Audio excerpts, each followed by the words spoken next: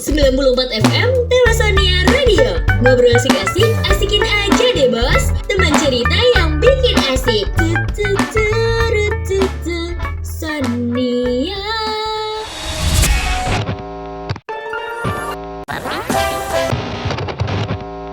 Halo Sobat Sonia, gimana nih kabarnya Sobat Sonia yang lagi di rumah, yang lagi di kantor, atau yang lagi di kampus?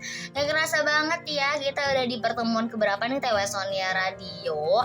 Panjang banget pokoknya. BTW Sonia kemarin udah lagi gerak badan ya, dan sekarang udah mantep lagi nih badan nih. Udah fit lagi, udah kembali lagi di suaranya menggelegar.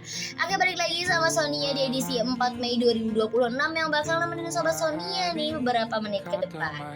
Sobat Sonia tahu gak sih kalau di kesempatan kali ini ya, kita nih bakal bahas topik yang lebih menarik lagi, khususnya nih buat kalian ya yang tertarik di dalam dunia penyiaran, yaitu tentang produksi siaran radio dan regulasi perizinannya di Indonesia. Jadi kemarin kita udah panjang banget ya mengenai radio tuh step by stepnya, dan sekarang ini kita udah mulai nih yang dari produksi siaran radio dan regulasi perizinannya. Seperti apa sih?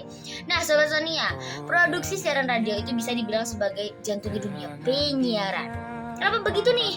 Karena semua yang kita dengar di radio, mulai dari musik, berita, hingga obrolan penyiar, semuanya itu merupakan hasil dari proses produksi.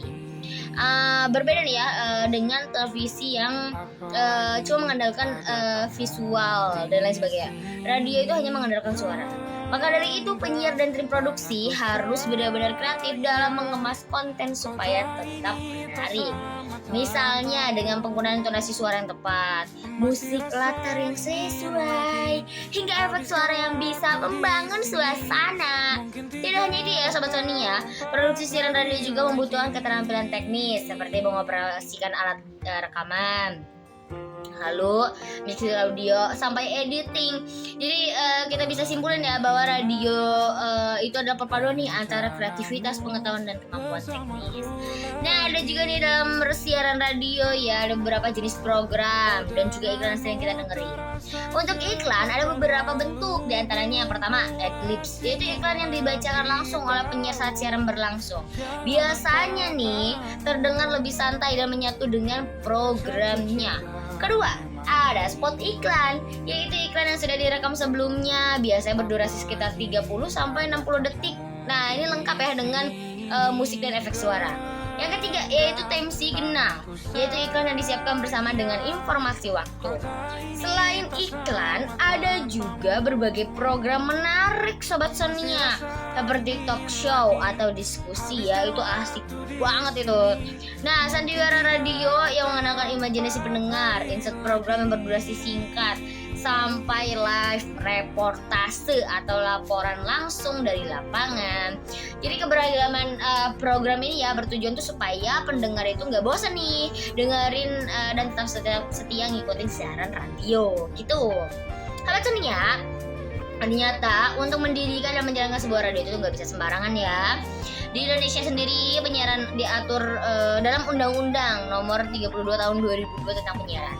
Setiap lembaga penyiaran wajib memiliki izin yang disebut Izin Penyelenggaraan Penyiaran atau IPP. Proses mendapatkan izin ini cukup panjang ya Sobat Sonia, dimulai dari pengajuan ke KPID, kemudian dilakukan evaluasi kelayakan, hingga akhirnya mendapatkan izin prinsip. Setelah itu, lembaga penyiaran harus melakukan uji coba siaran sebelum mendapat izin tetap dong pastinya. Selain IPP ada juga izin lain yang disebut ISR atau izin stasiun radio yang berkaitan dengan penggunaan frekuensi. Tujuannya dari semua proses ini ya supaya siaran yang disampaikan itu tetap sesuai aturan gitu, gak merugikan masyarakat dan memberikan manfaat yang positif dong pastinya. Di Indonesia tersendiri terdapat 3 jenis lembaga penyiaran. Yang pertama yaitu lembaga penyiaran publik seperti RRI yang bersifat non komersial dan bertujuan melayani masyarakat. Kedua, lembaga penyiaran swasta yang bersifat komersial dan biasanya mengandalkan iklan sebagai sumber pendapatan. Ketiga, lembaga penyiaran publik lokal yang dikelola oleh pemerintah daerah dan fokus pada kebutuhan masyarakat setempat. Setiap jenis lembaga ini ya memiliki peran yang fungsi juga berbeda. Tapi semua itu bertujuan ya untuk menyampaikan informasi kepada masyarakat. Nah, agar siaran bisa sampai ke telinga pendengar ya, Sobat Sonia, dibutuhkan yang namanya sistem transmisi. Transmisi adalah proses pengiriman sinyal dari studio ke pendengar melalui gelombang radio. Saat ini teknologi sudah semakin canggih ya, dengan adanya radio HD yang memungkinkan kualitas suara lebih jernih dan bahkan dapat menyiarkannya beberapa channel sekaligus dong. Dalam prosesnya ada beberapa tahapan nih, seperti pengolahan audio, penggabungan sinyal, sampai pemancaran melalui antena. Semua itu dilakukan ya supaya stasiun dan siaran itu bisa diterima gitu oleh pendengar dengan baik dan tanpa gangguan gitu. Ya, Sobat Sonia, itulah pembahasan kita kali ini ya tentang produksi radio regulasi perizinan Indonesia. Dari pembahasan ini kita jadi tahu ya bahwa radio itu bukan sekedar media hiburan aja, tapi juga hasil dari proses yang kompleks mulai kreativitas, teknis hingga aturan harus dipatuhi. Ya, semoga informasi tentang radio materi kali ini menjadi bermanfaat ya pastinya. Sobat Sonia dimanapun berada, pokoknya selalu stay safe dan jaga kesehatan. Nih udah sembuh banget nih pokoknya ya. Kita harus semangat dan lebih kuat lagi. Oke, nggak kerasa pamit undur diri Sonia, pamit undur diri ya. Next kita ketemu lagi di Sonia Radio minggu depan. Oke, see you and bye-bye. 94 FM Sonia Radio. Ngobrol asik-asik, asikin aja.